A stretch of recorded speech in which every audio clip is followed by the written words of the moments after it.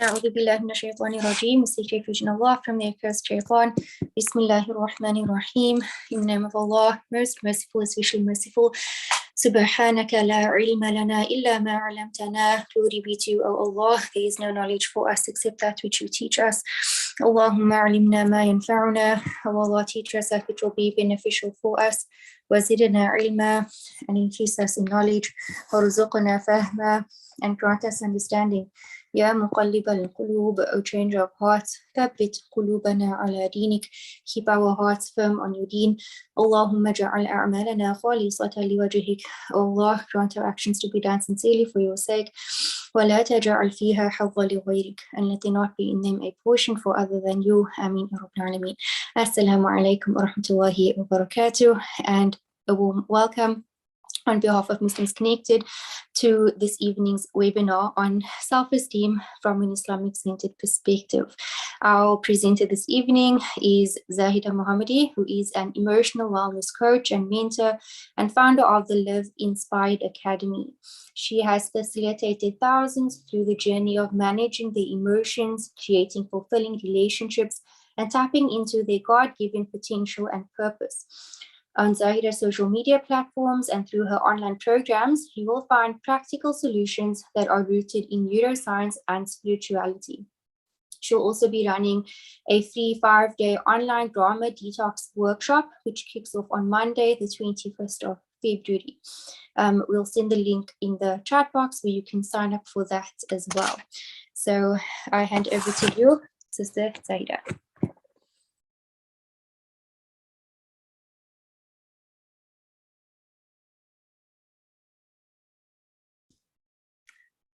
Okay, Jazakallah khair for that introduction. Welcome, Assalamu alaikum wa rahmatullahi wa barakatuh. Welcome to everyone. It's so lovely to be here with you all, and I'm very, very excited to share some, what I hope to be very helpful insights for you today. Inshallah, I ask Allah that whatever we share today, there is barakah and there is blessing for it in our dunya and our akhirah as well. So I'm just going to start sharing my screen with you guys. This is the Give me a minute. Okay, great. And if you guys can just let me know in the chat box if you can see everything fine. Let's present. Yes, there we go. Great.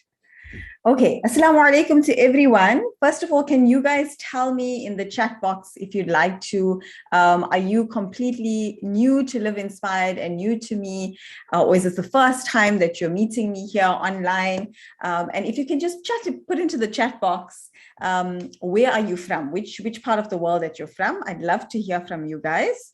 I love having some engagement and hearing from you guys, so that especially when you get to the Q&A part of it, I know who I'm speaking to.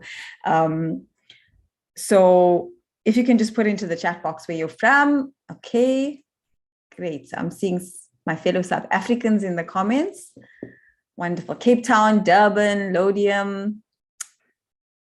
Oh, first time, Romana. Okay, lovely. First time, Potchefstroom, I'm guessing, in Johannesburg, Sri Lanka, lovely. Mauritius, okay, Cape Town as well, India, Sri Lankan living in South Africa, Cape Town, first time. So quite a few of you are meeting me the first time. France as well, alhamdulillah, Johannesburg, Durban.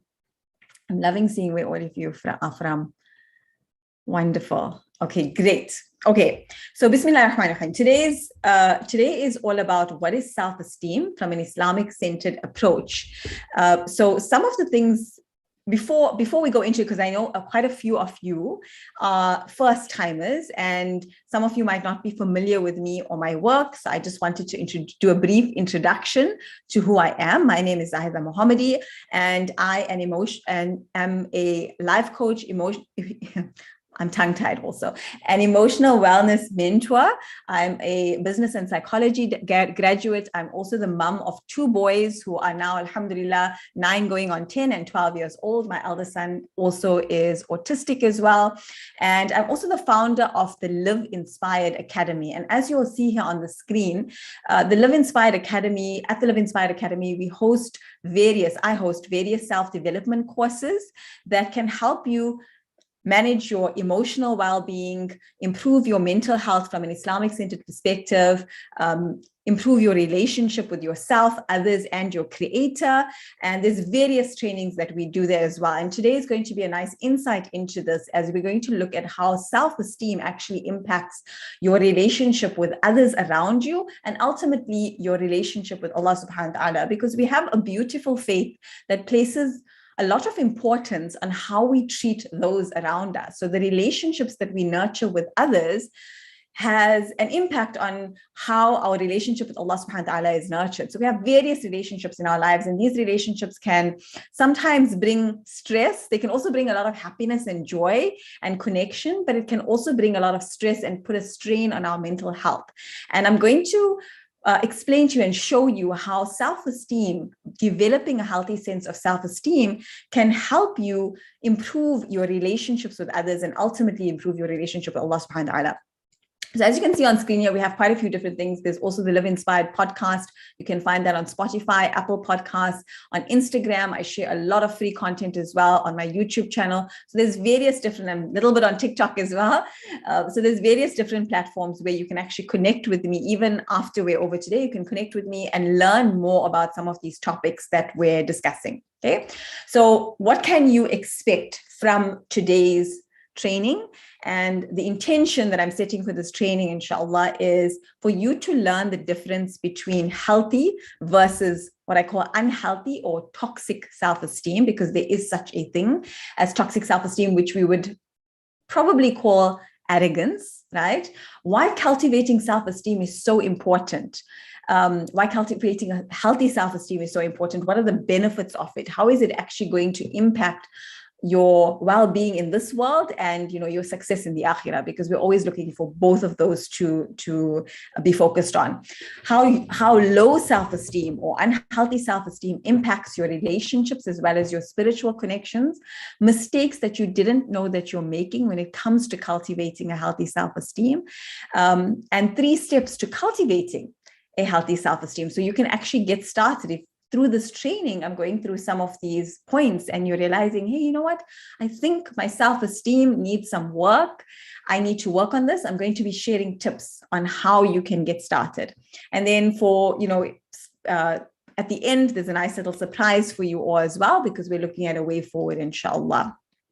Okay, so can you tell me in the chat box, what is your idea of self-esteem? Like, if you can put it into a line or two, or even if you want to put it into certain words or key phrases, what's your idea of self-esteem? And can you, for me, rate your sense of self-esteem from 1 to 10? 1 being self-esteem is very, very low, very, very poor, and 10 being you think, you know what, I have an amazing sense of self-esteem. So can you share that with me in the chat box, please? I would really love to know where you guys are at with that.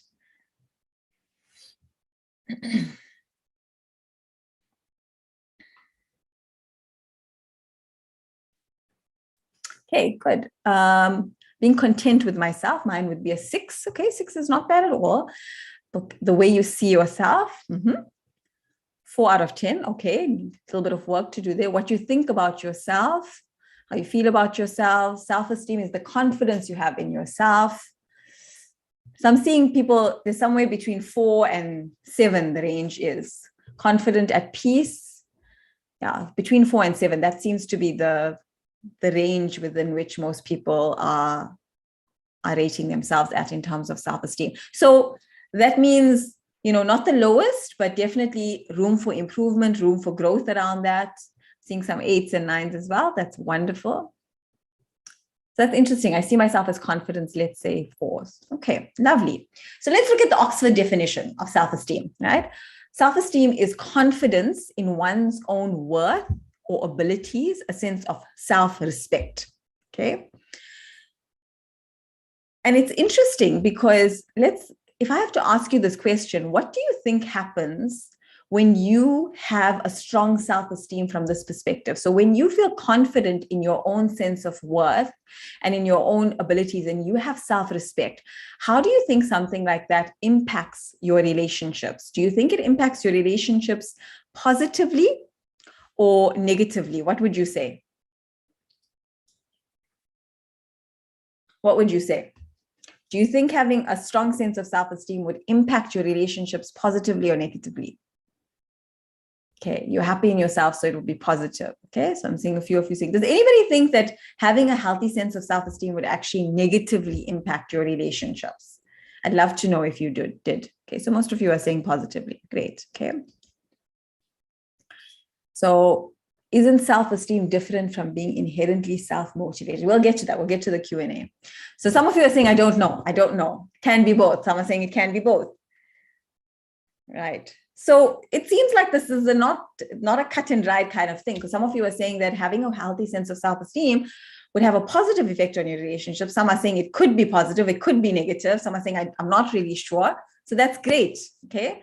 It can be negative when you think too much of yourself. Okay, so when does self-esteem get to a place where it's actually, you're now thinking too much of yourself and it's actually negatively impacting your relationships? That's something that we're definitely going to cover today, because it's such an important one to cover.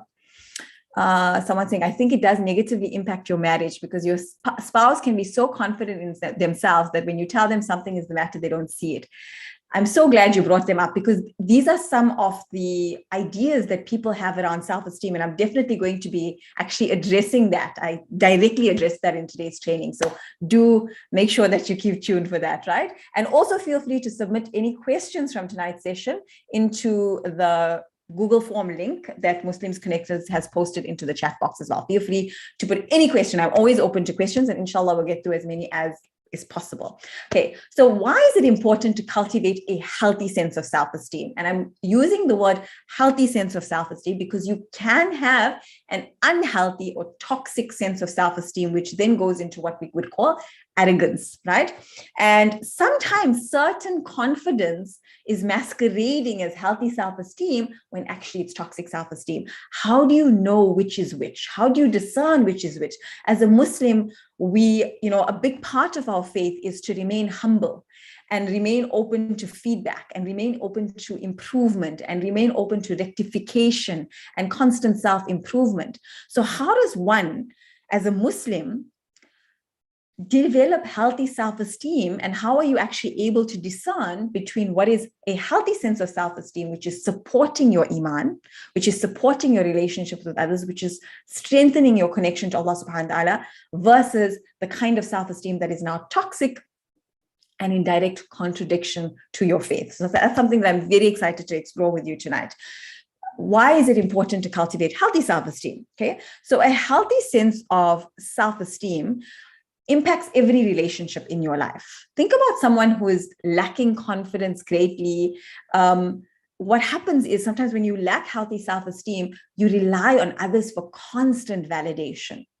You constantly want others to, whatever you do, you must get that constant validation from them. And that can lead to things like people pleasing, doing acts of service for the wrong reasons. So we do acts of khidmah or acts of service, and we are expecting validation from others in return. So we are behaving a little bit inauthentically in how we do that khidmah.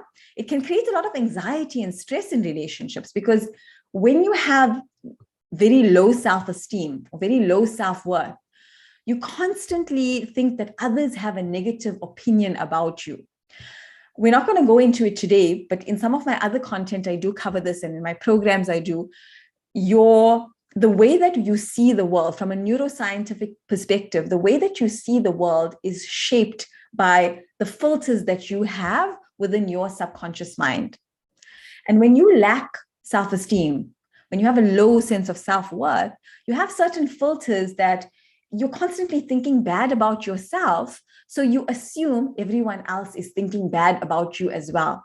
And that can lead you to a lot of negative assumptions of others. It can lead you to paranoia. It can lead you to misconstruing or misunderstanding what someone says to you. So for example, someone might say to you, have you ever had this happen where you say to someone, oh, you're looking very nice today. And they turn around and say, oh, what? I don't look nice every other day. What are you trying to say? And you're like, no. I just wanted to give you a compliment. I didn't mean anything by it. And that can sometimes come from someone having a low sense of self-esteem, because if they're always doubting yourself, if you're always looking at the worst or always thinking the worst of yourself, then from a neuroscientific perspective, you will in turn think that others are seeing you in the same light. So that can make you sometimes oversensitive to certain things. It can make you read into situations in a very negative way. You dwell on what people say. You keep worrying about what they think of you. And this actually can be in direct contradiction to your faith, because this is where we go into that very egoic space of what will people say? What will people think? To the extent that we allow that thinking, we allow that cultural conditioning to actually go against what our sunnah says, what our faith says. So what happens is we get so caught up, because you have a low self-esteem, you get so caught up in other people's perception of you, and it's a full-time job managing other people's perception of you, because now you have to try and please everyone. You have to try and make sure everyone sees you in a good light. That's a very hard thing to do. I'm sure you know by now, right? Like I say, it's hard enough to like yourself, let alone get everyone else around you to like you. So in doing so, you lose sight of your purpose, which is to please your creator. So your people pleasing can actually cause you to move away from your focus being seeking the pleasure of Allah subhanahu wa ta'ala to seeking the pleasure of others, right? And that also creates a lot of anxiety and stress in your mind and stress in your relations. Oh, if I said this, then she's going to think this. And then that happens. And then, oh, she said that one thing. What did she mean by that? What did he mean by that? What was he trying to say? Does he think this? Does he think that? Think of the anxiety and stress it creates, again, which takes you away from your acts of ibadah, which takes you away from being present to the good that you actually have in your life. And again, causes you to place too much importance on what others think of you, sometimes even what strangers think of you. And I see so many of you are agreeing here in the chat box. One of you saying, it's like you're speaking my mind. Alhamdulillah. So some of the benefits of healthy self-esteem, and I'm using a quote here. There's a quotation that I pulled here. Self-esteem is your overall opinion of yourself, how you feel about your abilities and limitations.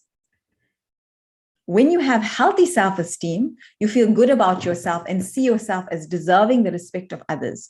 When you have low self-esteem, you put little value on your opinions and ideas. Now, I will say this is by no means a comprehensive definition of self-esteem according to the way that I see it and the way that I teach it. And through this training, inshallah, I'm going to elaborate a lot more on what healthy self-esteem actually looks like. So benefits of having a healthy sense of self-esteem is, again, the impact that it has on all of your relationships. And I think this is a big one, because sometimes we don't realize how self-esteem or healthy self-esteem ties into our relationship with Allah subhanahu wa ta'ala, how it ties into our personal, professional, and spiritual relationship.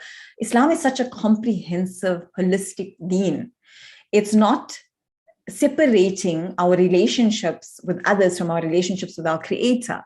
We have certain codes of conduct in terms of how we treat everyone, from our neighbors to our spouses, to our children, our parents, our family, our acquaintances, our colleagues, in our professional life, personal life. It extends everywhere.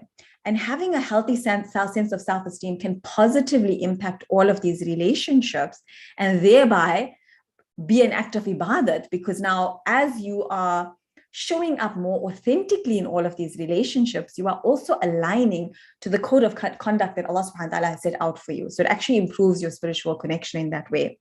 It reduces the pressure and the need to be constantly validated by others, which leads to more fulfilling relationships. And where I see this play out a lot, especially when I'm dealing with my clients and my students, is as you shift into a more healthy sense of self-esteem. And I'm going to give a very basic example here. Say, for example, you're hosting a function. You're hosting a function at your home. You're inviting some family over. And your intention is for the pleasure of Allah subhanahu wa ta'ala, because Allah says, build family ties. And you're saying, okay, Allah, I'm making an intention, I'm making my niyyah that this is for your pleasure. I want to build family ties. And this is one of the ways in which I'm going to do it. Ya Allah, place barakah in it, place blessings in it. And inevitably, you have different people who are different levels of consciousness, people who have different ways of talking and seeing and filtering the world and responding and reacting. And so some people might come to your function and think, wow, you did an amazing job, and tell you so. And some people might criticize what you did. and not be happy with it. Now, if you have a low sense of self-esteem, that's going to hit you very, very, very hard, because you're going to feel crushed. You're not going to get the validation that you're seeking. And the human brain is so interestingly wired, is that 9 people that day can give us positive reinforcement and tell you, wow, it was so lovely. I had such an amazing time. And then one person comes and says something negative. You know, I think your biryani was a bit too dry. Add more water next time. Or, you know, I didn't really like this so much. Or make some kind of snarky comment. And that's it. That's all you can think about. That's all you can focus on.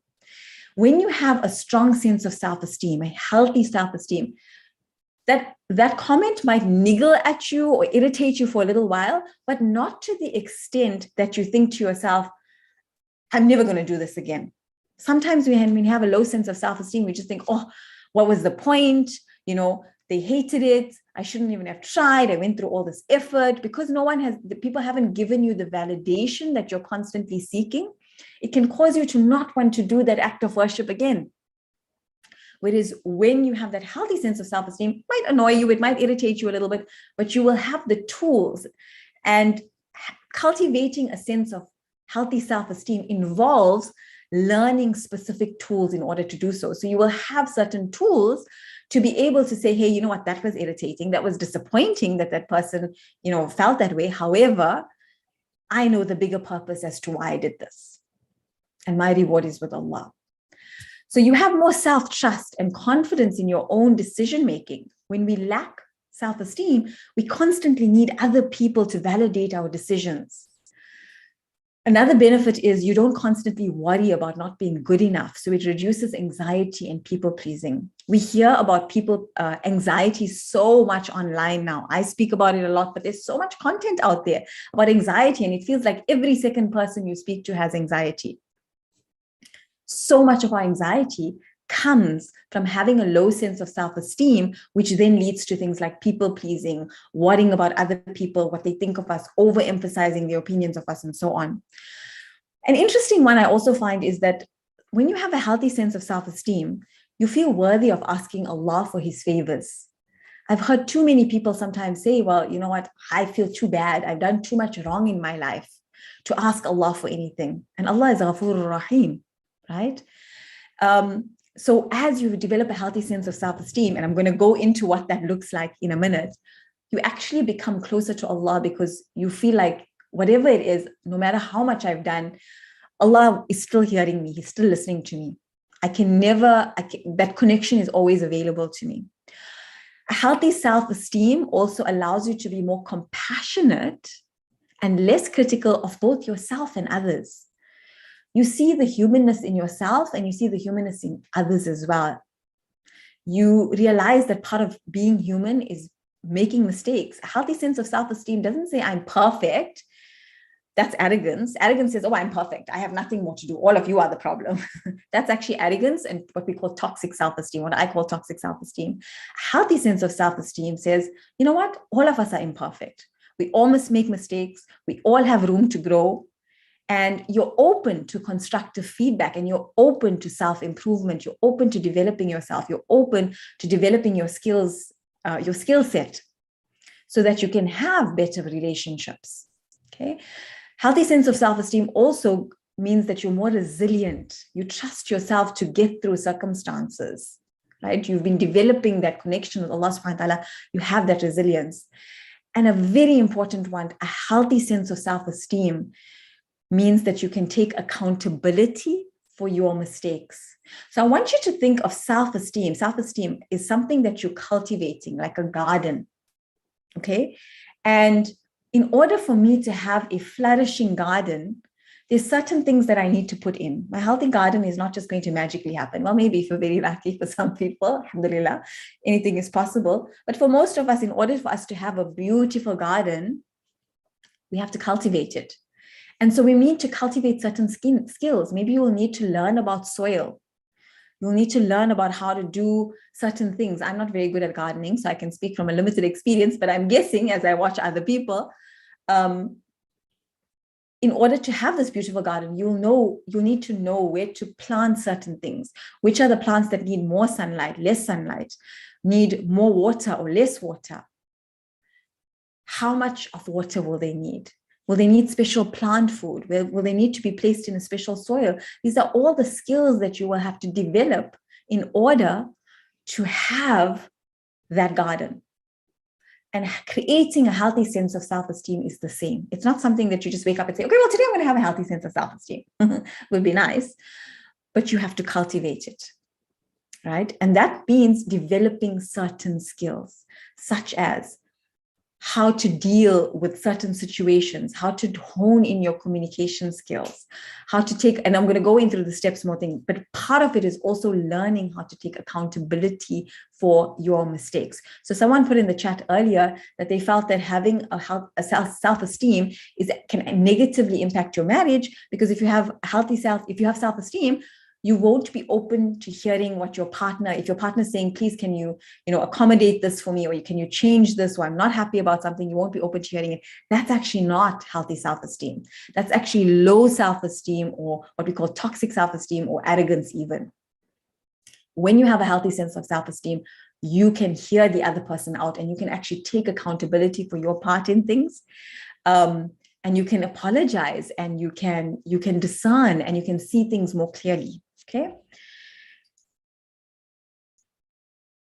Let's look at some of the myths about self-esteem. And again, we're going more into now healthy versus toxic self-esteem. So a lot of people, I feel like, especially within the Muslim community, have a very poor opinion of self-esteem. And that's because of certain misunderstandings of what self-esteem is. Too often we mistake self-esteem for arrogance, right?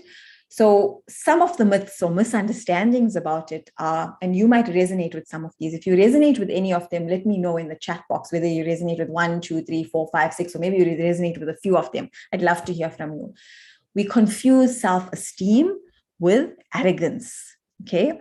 And I want to make a distinction here. What is the difference between arrogance and confidence? Can anyone tell me in the chat box? What do you think is the difference between confidence and arrogance?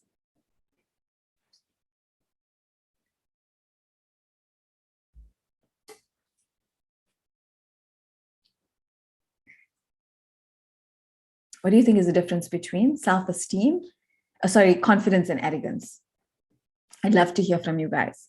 So I'm going to give you the answer. The main difference between confidence and arrogance is when arrogance is an exaggerated sense of your own importance and abilities. Arrogance says, I'm so awesome, I'm better than you. I'm actually better than you. Self-esteem says, we all matter. We all matter. I am important. You are important. You are worthy. I am worthy. We were both created by Allah subhanahu wa ta'ala. Allah's mercy is on me and it is on you. We both matter, and we are both beings that Allah chose to create. Okay? Yeah, arrogance can also say, I know everything. Confidence says, you know what, even if I don't know it, inshallah, I'll figure out a way to figure it out. Yeah. Okay. So when, arrogance is saying, I'm the only one who's important, only I matter. Whereas confidence says your needs matter and so do mine.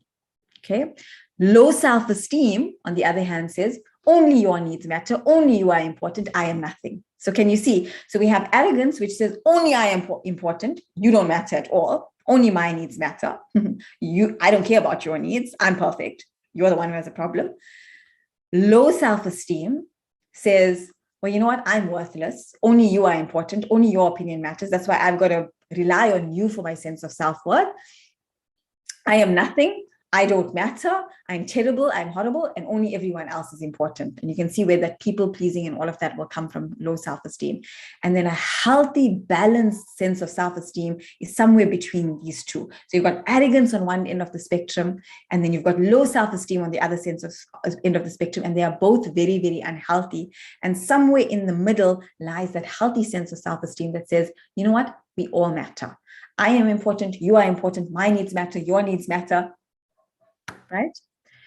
Another reason, another myth about healthy self-esteem is you think self-esteem will negatively impact your Iman and relationships, right? And I explained some of this earlier as well. We resist it because we think, you know what, if I have self-esteem, I'm going to not be open to constructive feedback. I'm going to think I'm perfect, so there's no room for improvement.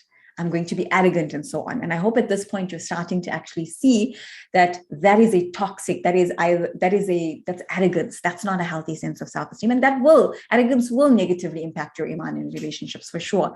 But we are looking at cultivating something very different, which is healthy self-esteem from an Islamic centered perspective. The other myth is you believe that self-esteem is something that you just have. So you're just born with it, like some people have it and some people don't. Yes, some people are more fortunate if in the sense that if you grew up in an environment where you had caregivers and people around you who also cultivated a healthy sense of self-esteem. And by watching them, because this is how we learn, this is how we become conditioned as we grow up, we watch the people around us and we just absorb that. And we develop the same skills within ourselves and we see the world in similar ways. So if you grew up around people who had the skills, that garden that I spoke about, they had the skills that cultivate a healthy sense of self-esteem, then yes, alhamdulillah, you are blessed in the sense that you just do have it. And maybe you need to tweak here and there, but overall you have quite a good sense of self-esteem. If you didn't grow up around that, then it might be a little bit more difficult for you and something that you need to work at in order to cultivate. But I want to assure you, as someone who didn't have it, right, growing up, it's something that I had to also learn. It's skills that I had to learn and cultivate in my adult life. And it's something that I facilitated others in cultivating through my programs as well.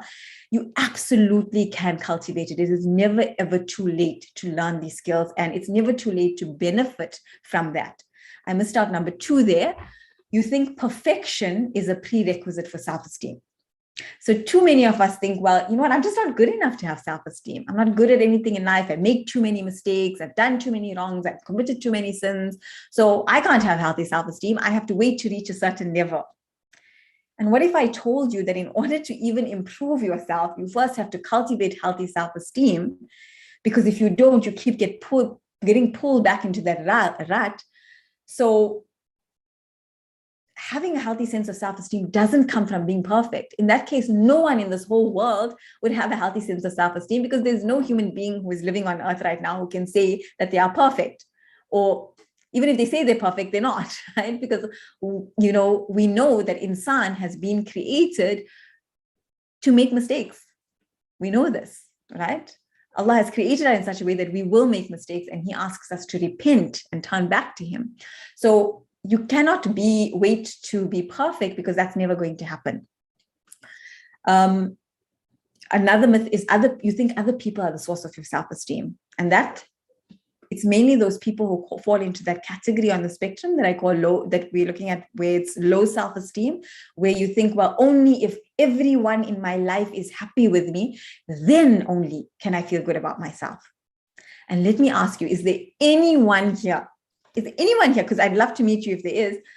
Have any of you experienced every single person in your life being happy with you at the same time? Has anyone experienced that? Give me a Y if you have, and an N in the chat box if you haven't. Impossible. Yes, it is impossible. I've never experienced it. And I'm willing to bet none of you have experienced it. It's just not possible. It's just not possible, right? People are unhappy with Allah subhanahu wa ta'ala, a'udhu billah, so much of the time. How can they be happy with us as insan all the time? It's not possible, okay? And then the last myth that I'm going to, and there are others as well, but these are the main ones that I felt that are important to focus on. You think that self-esteem will make you self-absorbed. Again, if you fall on the spectrum where remember that spectrum, you've got arrogance on the one end, and then you've got low self-esteem on the other end, and somewhere in the middle, you've got healthy self-esteem. If you are in that space of arrogance, yes, then you will be self-absorbed. It'll all be me, me, me. I matter, and it's all about me, and you're not important because it's only about me. Everything becomes me, me, me. So that's, again, toxic arrogance. We're looking at that balanced way in the middle. So what is toxic self-esteem or arrogance? It's very ego-centered, okay? So toxic self-esteem comes from being Toxic self-esteem comes from a sense of feeling like total self-reliance. So what you feel like is that you feel like everything that you do, everything that you are is by your own hands and because of your own skills and your own capabilities and because I'm so amazing and I'm so this and I'm so that and all of that, right? And we're going to get into what healthy looks like, which is the total opposite. So any good you do, you attribute to yourself and your own ego. Okay. And sometimes when someone is in that arrogance, what happens is any good that they do, they attribute to themselves. But then anything that goes wrong, what do? Who do they attribute that to? They blame everyone else around them, don't they? Right? You end up blaming everyone. And then that person who's got a very low sense of self-esteem, they don't necessarily claim they're good. So they are very shy to ever say, they feel like, they feel like they're not capable. They really doubt themselves. They doubt their own abilities. They don't have confidence in themselves. And they tend to over blame themselves for everything. So anything that goes wrong, they put it on themselves. So they are on the opposite. So the one doesn't take accountability for anything. They blame everyone else. And the other one blames themselves for everything, which is also very unhealthy. When you are very ego-centered, you are, and you're in what we call arrogance. And sometimes when you're in low self-esteem, you try to control others' perceptions of you. So you're very, very focused on what will people say? What will people think of me? How are they perceiving me?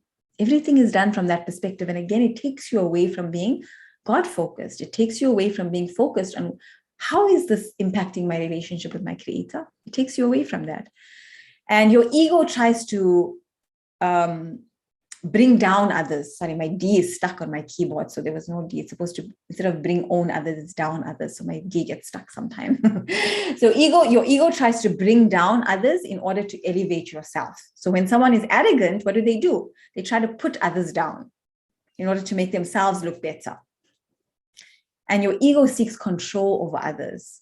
And so sometimes what happens is that person is very confident outwardly. On the outside, they portray themselves as very confident, but inwardly, they are suffering.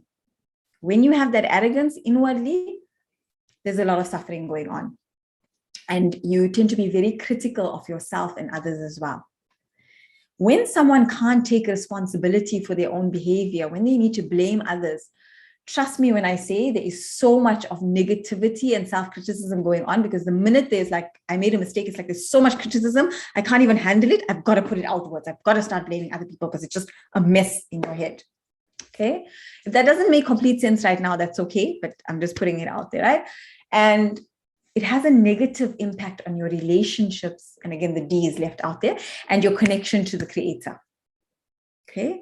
So when you have ego-centered self-esteem, that toxic self-esteem, that arrogance, it's definitely going to negatively impact your relationships because you're so busy blaming everyone else for everything that goes wrong. It's all about me, me, me. You don't think other people are important. You think only you are important, right? And that's going to negatively impact your relationships, and then ultimately negatively impact your relationship with Allah subhanahu wa ta'ala, because our relationships play a role in how we strive towards Allah. Allah is judging us on how we run our relationships, right? That's part of our Iman. At the same time, when you have very low self-esteem, you have so much anxiety and so much of worrying and so much of overthinking and all of that, that also negatively impacts your relationships, right? And your connection to your Creator.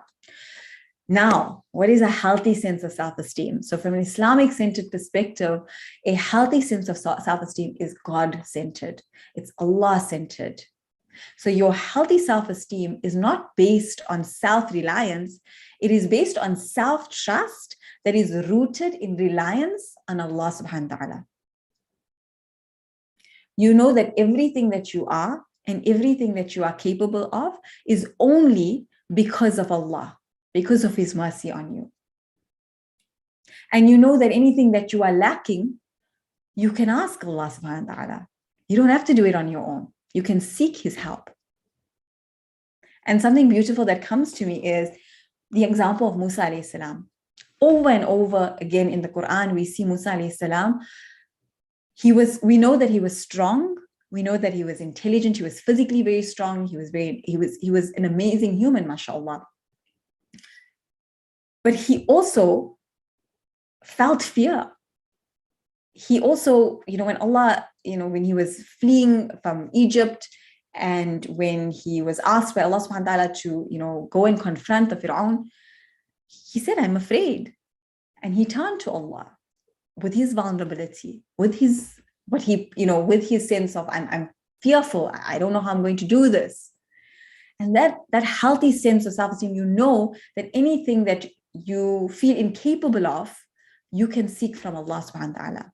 And you have that complete reliance in him. And if it's something that he doesn't bestow on you, then you also trust that is part of his mercy. Healthy self-esteem means that you see yourself as worthy because you are a creation of God. You know that Allah does not expect perfection from you, but rectification.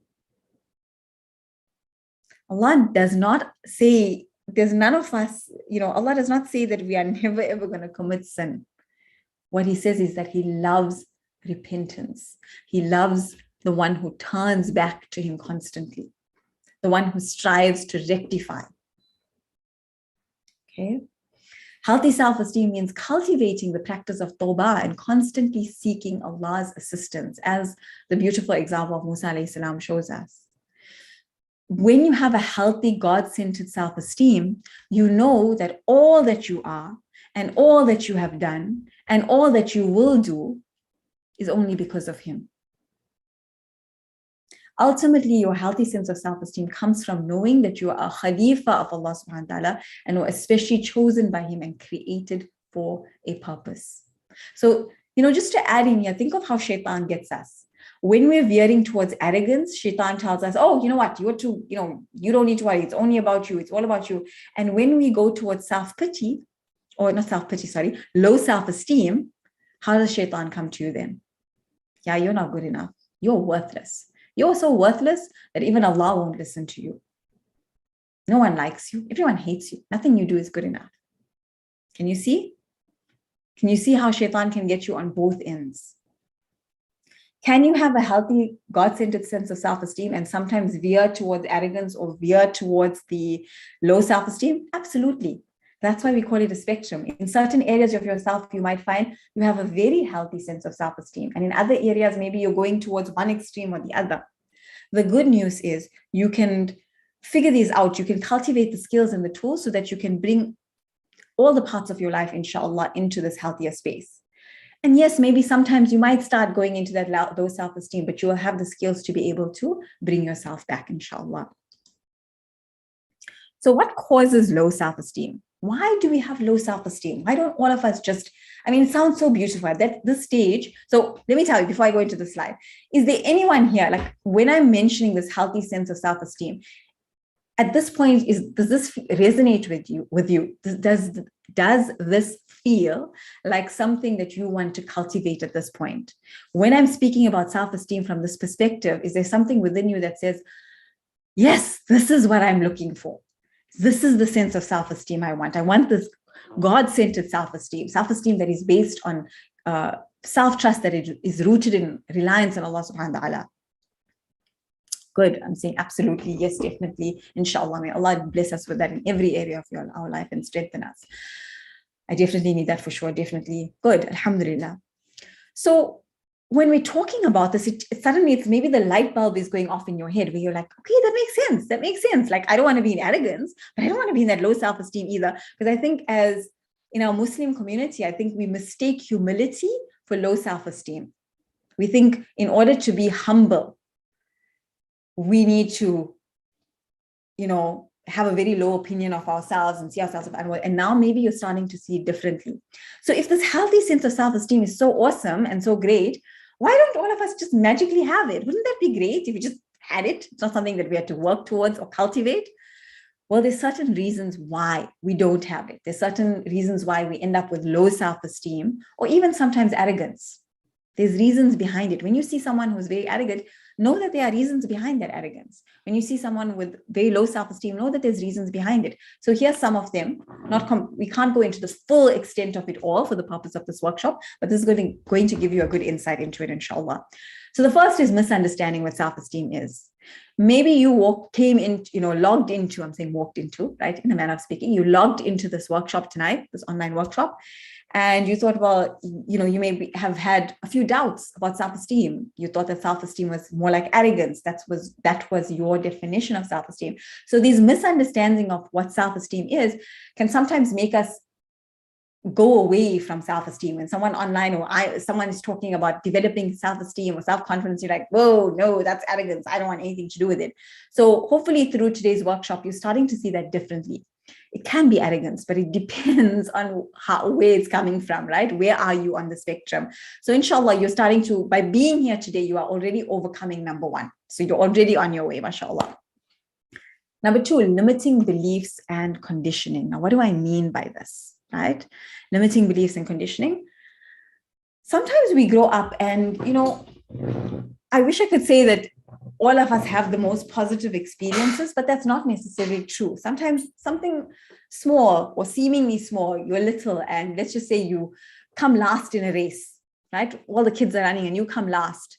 And someone tells you, a teacher or the PE coach or whatever it might be, tells you, oh, you just look like you're not built for running. You just look like you're someone who's not strong, you're not fit. And you internalize that. Children are very, very absorbent. You take that in and you go, yeah, I'm not. And you carry that belief with you, that limiting belief with you for the rest of your life. I'm bad at running. That was one person's opinion, or a few people said it. It was their opinion. And you and I both know if someone has to work at something enough, you do get better at it. It's one thing to say, oh, I'm just bad at running. Then I have to ask you, and then I tell you that's a limiting belief. And you say, no, it's not a limiting belief, Zaahida. It's a fact. Let me show you. Let me show you how bad I am at running. And you run for me. And I'm like, yeah, you're huffing and puffing and you can barely run 300 meters. Then you look at me and you say, Zaahida, how can you say I'm not bad at running? I am bad at running. And then I ask you, well, how much time have you spent on learning how to, on developing your running?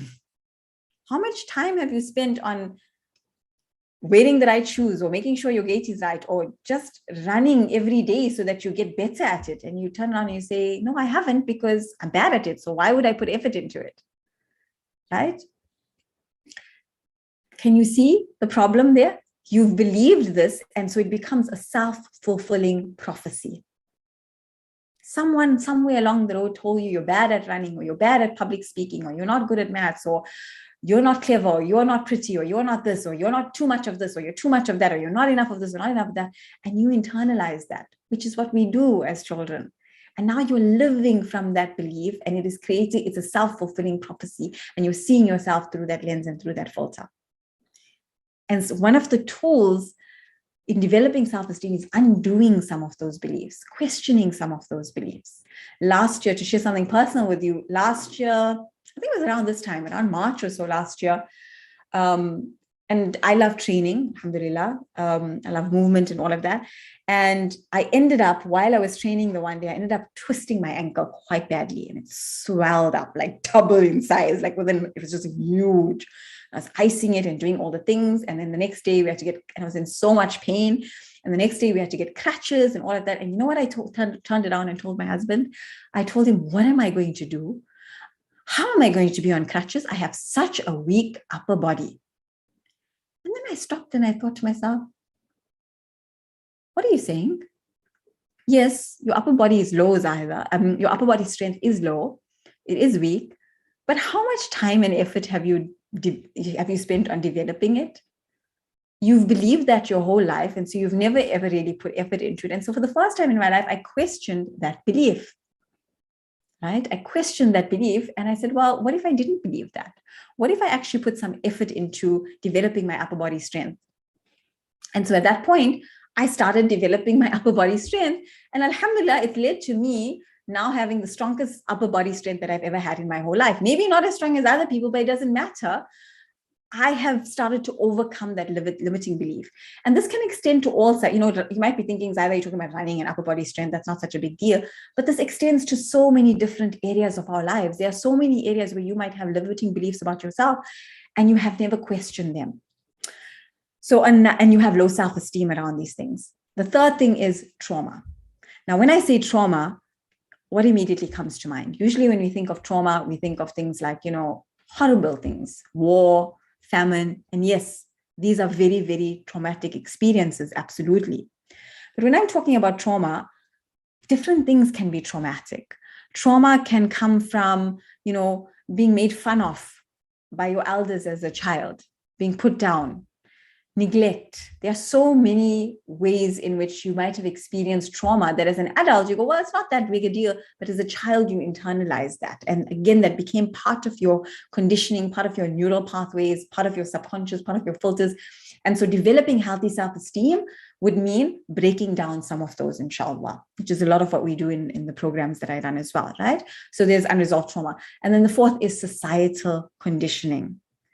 And what I mean by this is we place importance as a society. If you go into different societies or different cultures or even different time periods in history, society places importance on only certain things and makes that the be all and end all.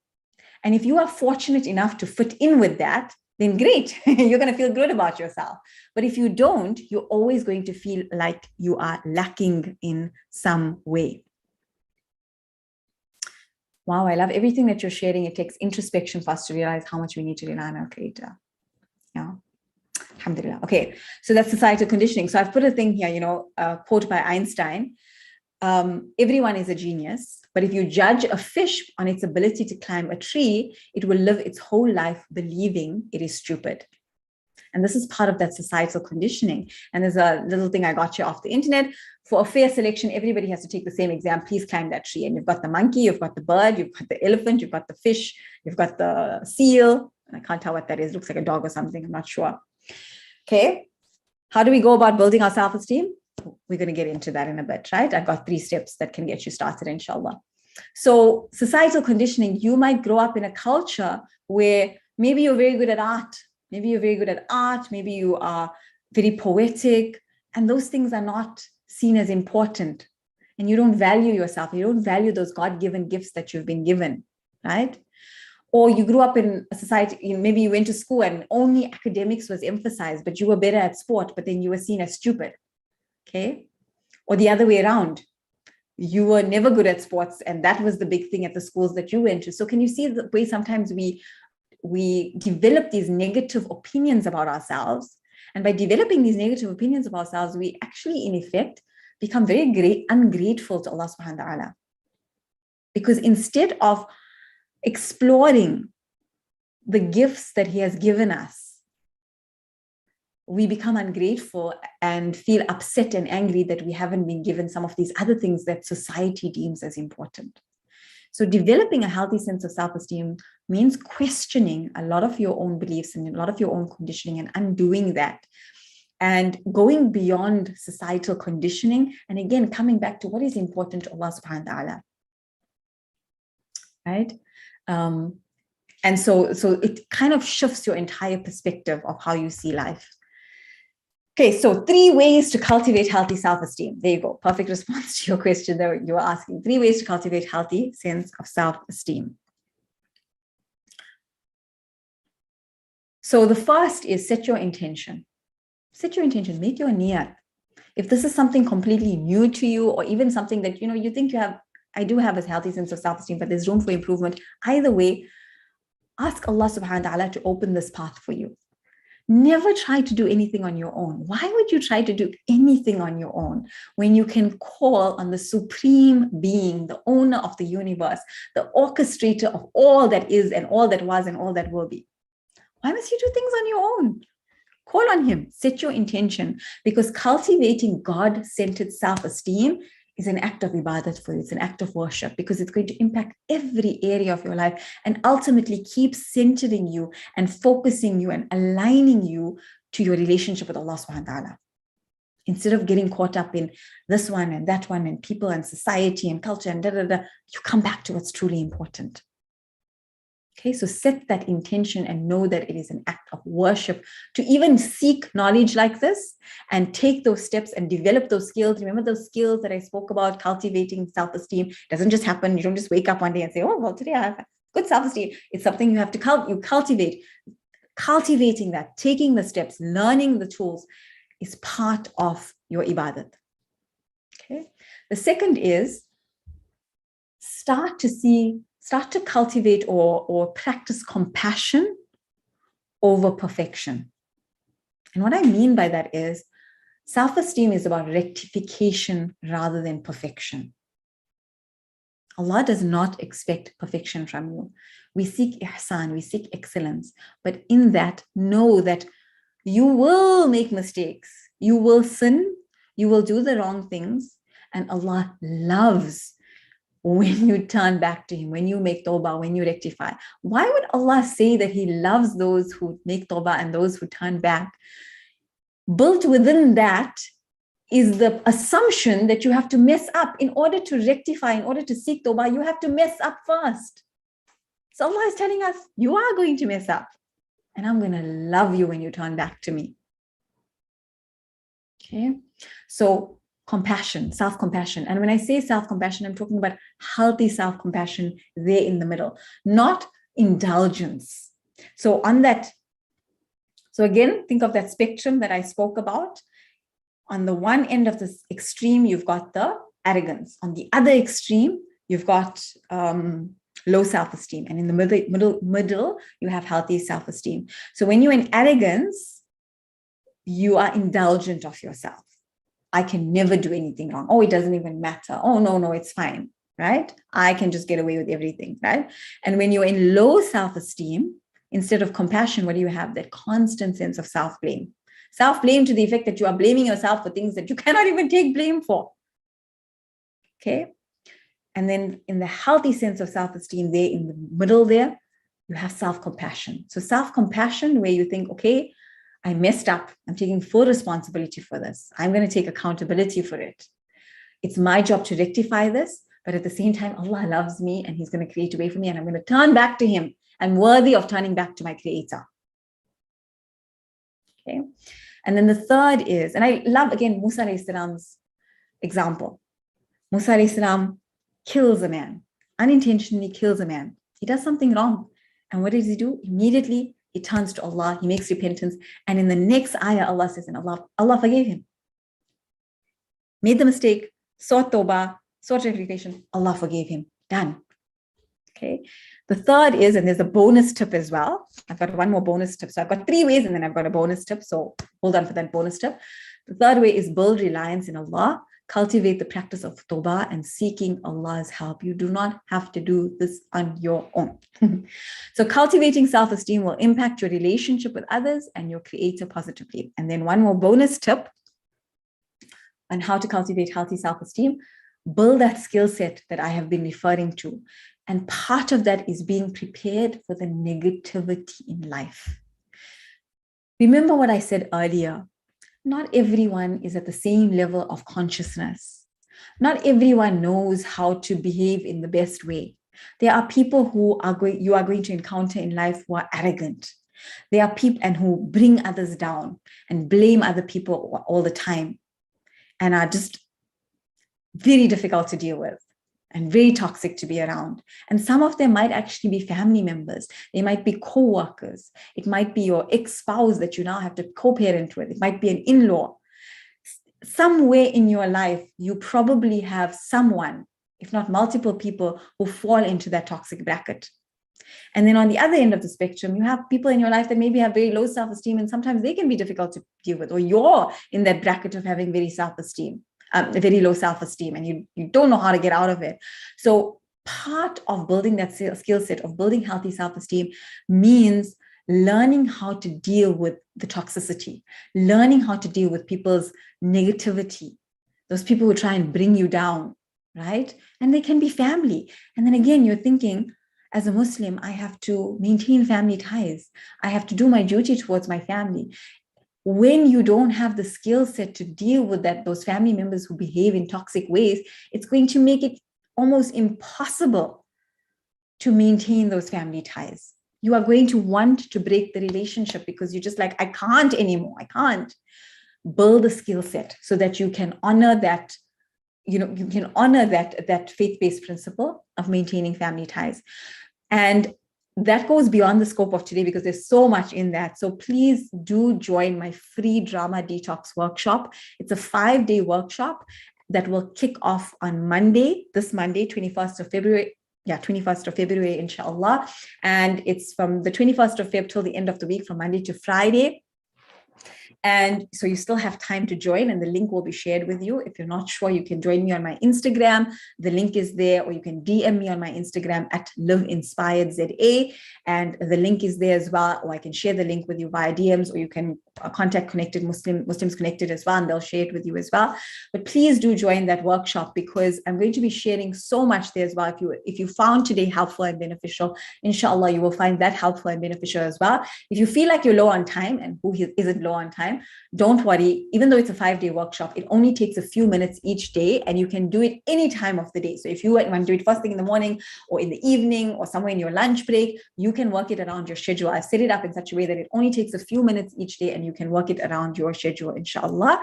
So if you want to create an inspiring, positive life, you want to don't want to be dragged down by drama and negativity, you want to have relationships that are fair, and you want to behave in your integrity, and you want to be equipped with the tools to deal with those toxic relationships so that you can maintain the family ties and they don't drain your energy, please do join us.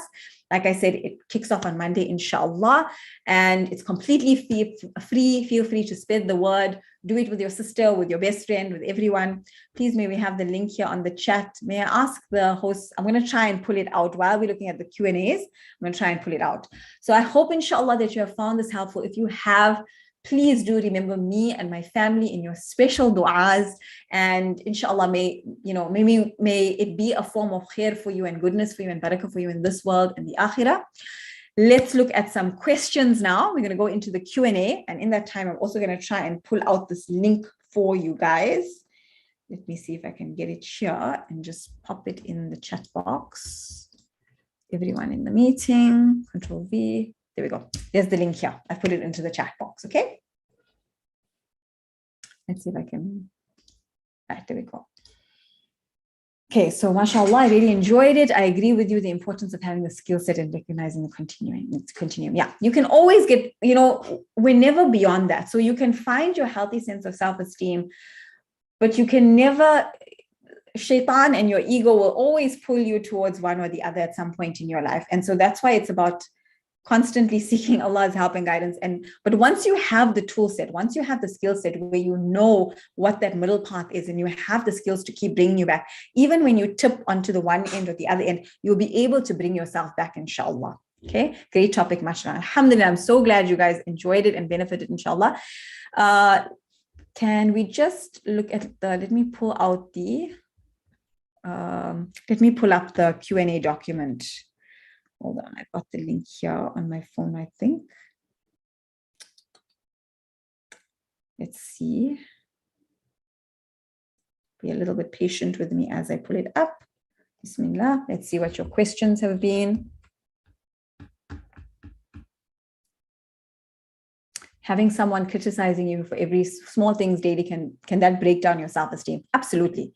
Absolutely. And that might mean, again, that you have to deal with certain things. Remember those resistances. There might be some conditioning you have to undo, some trauma to resolve, some skills that you have to learn, but it's absolutely possible to overcome that and not be as affected by them, right? I'm not seeing any questions in the Google form. I'm not sure. Muslims Connected, can you provide more information? Because I've just oh no, wait, hold on. I haven't clicked into, hold on. I need to sign into my Google. Give me a second. My mistake.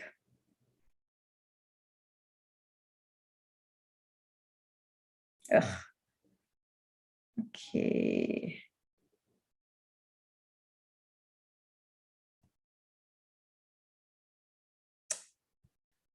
Sorry, guys. I need to pull it out here. Let's do the stop the share.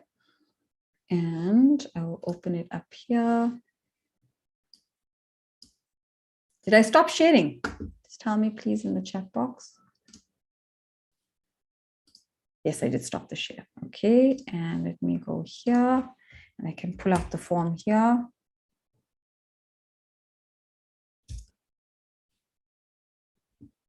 Please be patient with me as I pull up the questions. I was not able to place a question on the Google form. Okay, so you can pop it in the comments here, inshallah, and if you can get to it, inshallah, we will. My question is, when it comes to setting an intention, what's the best way? Okay, wait, very informative, alhamdulillah, shukran so much. Had me glued to my seat, alhamdulillah.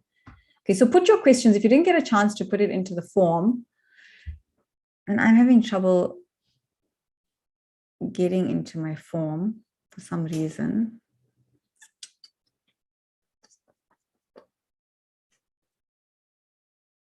I'm doing something wrong here.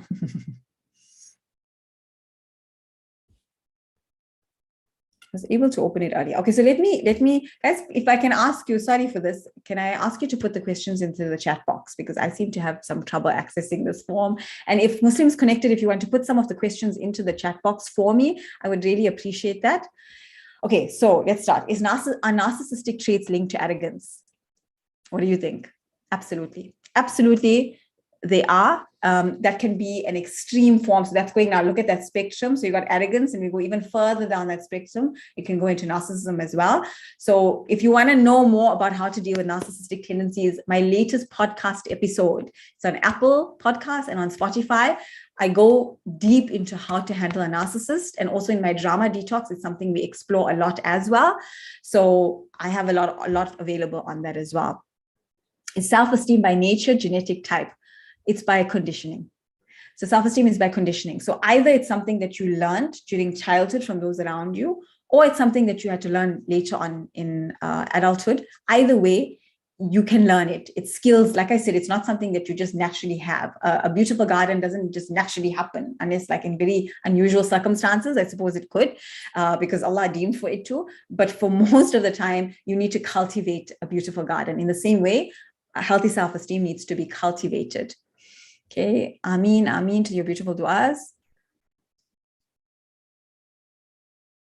Okay, listening to this and recollecting his voice, trying to direct me with exactly similar words, but I was immature and now I don't want to pursue him, saying I'm grown a lot, praying Allah. Well, I don't know what that question is, sorry. Could you give more? Okay, how do you know if you are seeking validation or appreciation? Are they the same? And is it wrong to want to feel appreciated, especially by a significant other? Oh, such a good question. I have my conscious communication workshop. We go into this. It's a marriage workshop. Okay, so it's not wrong to want appreciation from your partner. Marriage is a beautiful, beautiful union and a blessing from Allah subhanahu wa ta'ala. It's a mercy from Allah. And marriage is there to fulfill certain needs for each other. Physical needs, emotional needs, spiritual needs. So to seek appreciation and want appreciation from your partner is absolutely normal. And it's something that every healthy marriage should have. Now, can you sometimes have encounter problems in how you actually seek that appreciation from them? Absolutely. Sometimes because of your very low self-esteem, you might find that even when your partner is giving you appreciation, you're not taking it in because you have too many filters and too many negative beliefs about yourself. And sometimes you might find that you are in arrogance, so you just are not listening to your partner. You're not prepared to meet them halfway. So seeking validation and seeking appreciation, they're coming from a different place. We need appreciation in our relationships from time to time. Are we going to get that from every single relationship in our life? No, absolutely not. But if everything I do, if I make this salad for your function and I want everyone to validate me and tell me how amazing my salad was, think about where that's coming from. That's coming from my ego, right? But if you tell me, oh, your salad was so amazing, and I say, oh, thank you so much, and that feels good, that's okay, good. I'm taking in that appreciation. So this is why also in a marriage, it is extremely important to cultivate healthy self-esteem, because if you have very low self-esteem, even if your partner appreciates you, you cannot even take it in because you can't even allow it in. And when you're arrogant, also, you're not able to actually meet your partner's need or show them appreciation or anything like that. And also sometimes when you're very arrogant as well, it's never enough for you. It's just never enough. It's like a bottomless pit as well. Shukran for a very informative session. How does a person deal with an arrogant person who keeps on putting you down? Again, goes beyond the scope of today. We don't have enough time for that. Please, if that's something you're interested in learning about, join my drama detox workshop. I tell you, I run it once a year. I couldn't run it last year, and I'm not sure if I'll run it again next year. Join it because you will learn so much there, inshallah, about how to deal with arrogant people. How can one regain balance within toxic relationships using spirituality? So that would be, again, cultivating those skills. Do you consider it normal to have your self-esteem levels fluctuate? Yes, your self-esteem, that's why I call it a spectrum. Your self-esteem levels can fluctuate. And like I mentioned earlier, sometimes you can have a very healthy sense of self-esteem in one area of your life. Maybe in your career, you have a very healthy sense of self-esteem. But in certain personal relationships, you struggle with having a healthy sense of self-esteem. So it is possible. And like I mentioned as well, even as you cultivate a healthy sense of self-esteem, let's just say you're having more and more healthy self-esteem in more and more areas of your life, there will be moments, there will be times, there will be circumstances where you get pulled and like self-esteem goes down, or you start to go into arrogance. Again, because you've now created a foundation of tools and skills, you'll be able to bring yourself back.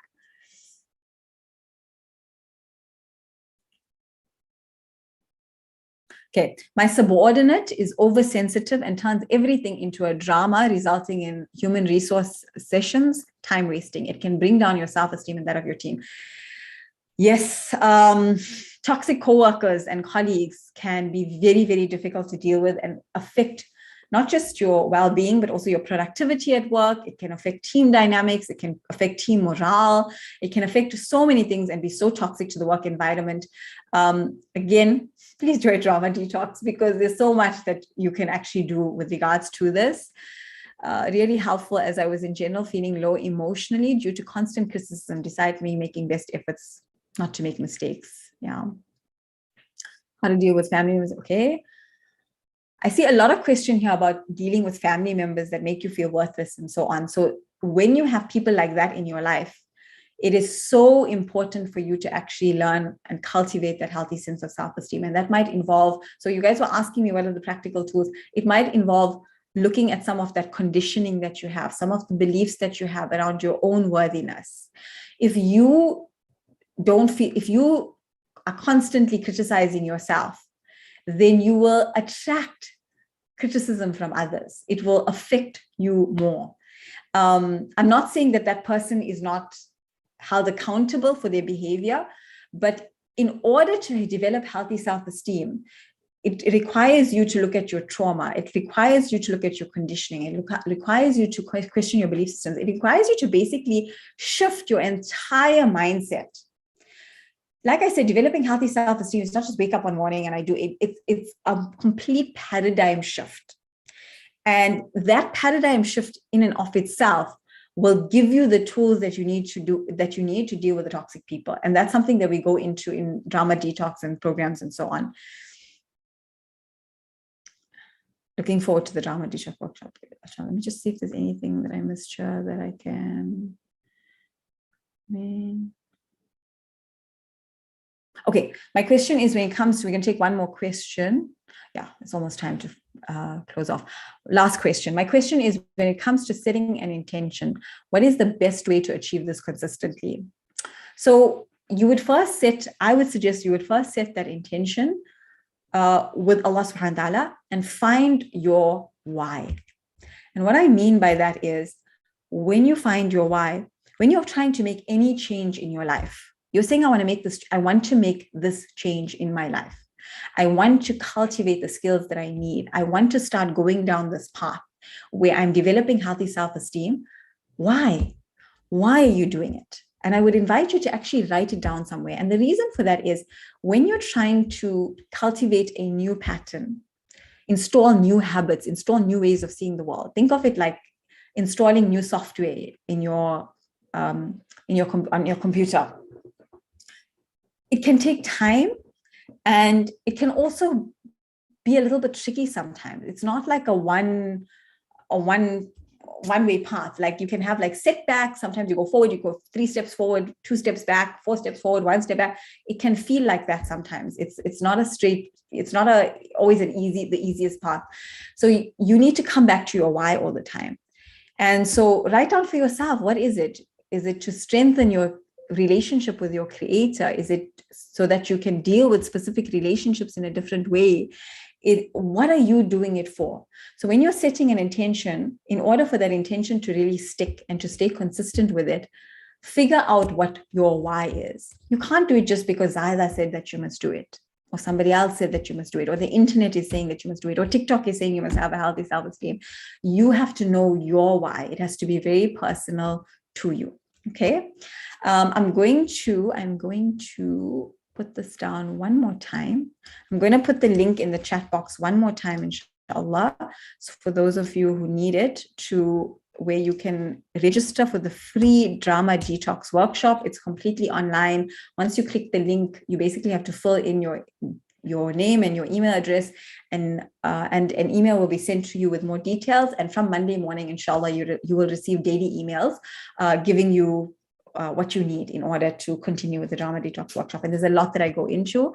Jazakallah khair to all of you here who have, what's the name of my podcast? I'm going to put it on here. It's called Live Inspired with Zaahida, and that's on Apple and Spotify. So if you just search Live Inspired with Zaahida on the internet and put Spotify there, it will come up. And then if you want to connect with me on Instagram, there's my Instagram handle. And if you want to connect with you on YouTube, there's so much stuff I put there on YouTube. I think that will answer some of the questions that you guys have asked in the chat box as well. You can follow me on Zaahida Mahomedy. If you're also interested in learning more on different topics around this, then please do let Muslims Connected know. And then, if there's enough of a demand for it, then inshallah, we can put something together as well. Jazakallah khair to each and every one of you for your time, for being here. The link doesn't work. It should work. It's a normal link. If you're finding trouble with the link, please message me, DM me on Instagram, and I will send it to you there as well. Or you can click the link in my bio on Instagram and you'll be able to get the link. So you will be able to get the link, inshallah. So Jazakallah khair to all of you. I appreciate you all. May Allah make your path easy. May He make this a form of khair for us in this world and hereafter. And inshallah, my prayer is always, may we meet again in Jannah as well, inshallah. Jazakallah khair. Thanks so much to Muslims Connected as well for putting this together.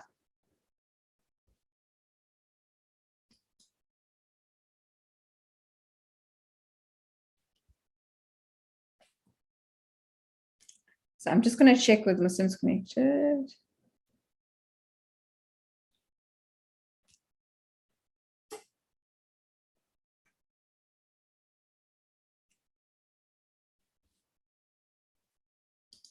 Okay, so I'm not sure if Muslims Connected actually wants to